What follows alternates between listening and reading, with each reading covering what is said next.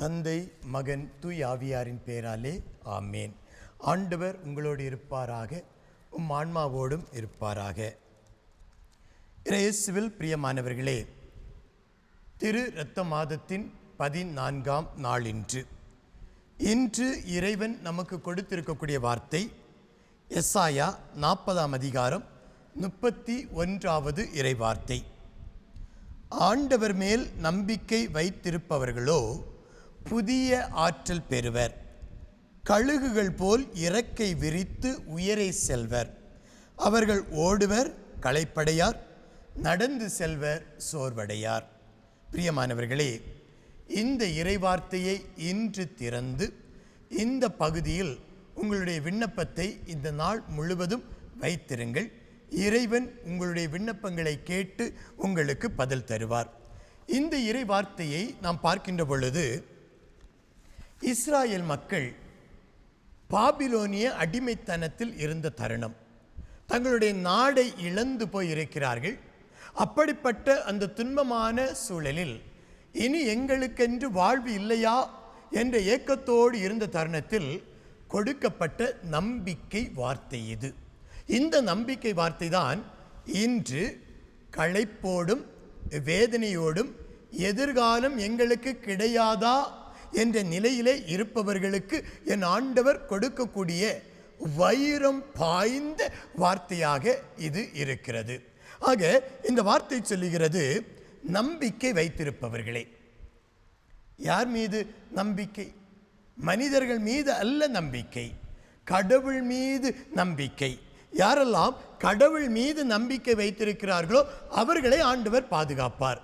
ஒரு நோயாளி மருத்துவமனைக்கு செல்லுகிறார். அவர் யாரிடம் நம்பிக்கை வைப்பார்? மருத்துவரிடம் நம்பிக்கை வைப்பார். மருத்துவர் என்னை கைவிட மாட்டார், மருத்துவர் என்னுடைய நோயை குணப்படுத்துவார் என்ற நம்பிக்கையோடு ஒரு நோயாளர் மருத்துவமனைக்கு செல்லுகிறார். அவருக்கு பிடித்த மருத்துவமனைக்கு அவர் செல்லுவார், பிடித்த மருத்துவரிடம் செல்லுவார். அதே போல வாகனங்களில் செல்லுகிறோம். வாகனங்களில் செல்லுகின்ற பொழுது யாரிடம் நாம் நம்பிக்கை வைக்கிறோம்? வாகனத்தை ஓட்டுகின்றவரிடம். தெரிந்தோ தெரியாமலோ நம்முடைய நம்பிக்கை அவரிடம் தான் இருக்கிறது. காரணம், அவர்தான் வாகனத்தை ஓட்டுகிறார். அதே போல நம்மை படைத்த கடவுளிடம் நம்மை ஒப்பு கொடுக்கின்ற பொழுது, அவர் மீது நம்பிக்கை கொள்ளுகின்ற பொழுது அவர் நம்மை பாதுகாப்பார். இதை நாம் புரிந்து வைக்க வேண்டும். அடுத்ததாக புதிய ஆற்றல். இந்த புதிய ஆற்றல் என்று சொல்லுகின்ற பொழுது நம்முடைய பலவீனம், சோர்வு, களைப்பு, ஏளனமான நிலைகள், அவமானப்பட்ட நிலைகள், இவை அனைத்தையும் ஆண்டவரிடம் ஒப்பு கொடுத்து ஆண்டவரிடமிருந்து ஒரு ஆற்றலை பெறுவது, அதுதான் புதிய ஆற்றல். என்னிடம் இருக்கக்கூடிய எல்லா விதமான தீமைகளையும் எல்லா விதமான எதிர்மறையான நிலைகளையும் அவரிடம் ஒப்பு கொடுத்து அவரிடமிருந்து ஆற்றலை பெறுவது, அதுதான் புதிய ஆற்றலாக இங்கு விவரிக்கப்படுகிறது. அடுத்ததாக கழுகுகளைப் போல.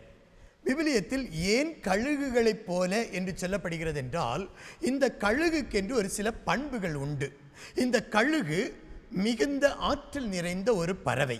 ஆகவேதான் இந்த கழுகு அடையாளப்படுத்தப்படுகிறது. இதை நாம் எவ்வாறு பார்க்க முடியும் என்றால், புயலை எதிர்கொள்ளக்கூடிய ஒரு ஆற்றல் இந்த கழுகுக்கு உண்டு. பயங்கரமான ஒரு காற்றடிக்கிறது, சூறாவளி காற்று, புயல் காற்று.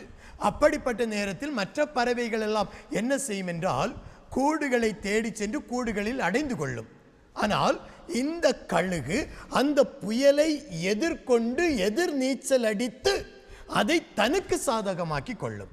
அதே போலதான் நம்முடைய வாழ்க்கையில் இந்த சுனாமியை போல, இந்த புயலை போல பிரச்சனைகள், தீமைகள் வருகின்ற பொழுது அதை எதிர்த்து நிற்கக்கூடிய அந்த நிலை இந்த கழுகுகிடமிருந்து நாம் கற்றுக்கொள்ள வேண்டும்.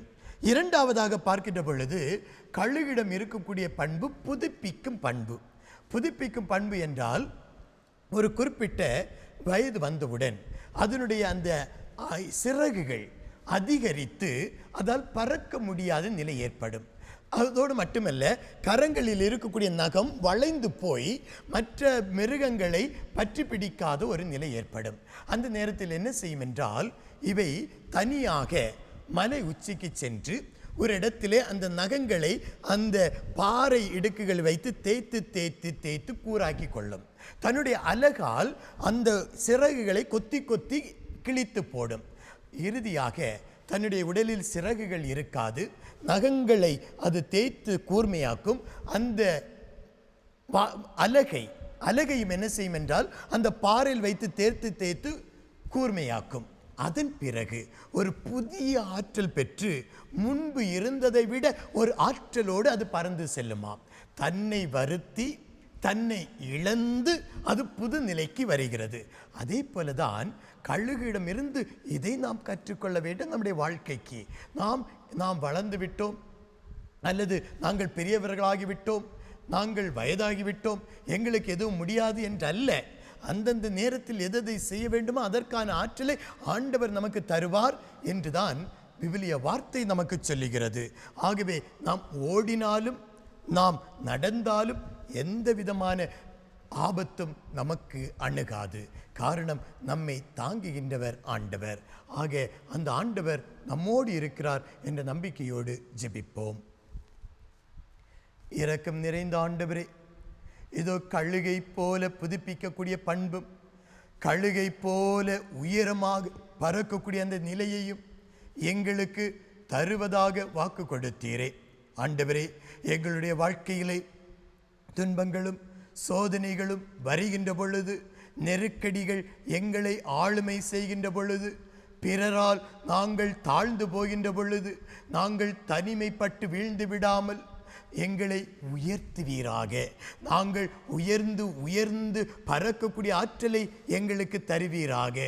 தனிமையில் துவண்டு போய் நிலையில் நாங்கள் இருக்காமல் இன்னும் வாழ வேண்டும், இன்னும் வீரியமாக நடக்க வேண்டும், இன்னும் நாங்கள் பறக்க வேண்டும் என்ற அந்த நிலையோடு ஒரு புதிய ஆற்றல் பெற்று வாழக்கூடிய அந்த வல்லமையை எங்களுக்கு தர வேண்டும் என்று எங்கள் ஆண்டவராகிய கிறிஸ்து வழியாக உம்மை மன்றாடுகின்றோம். ஆமேன்.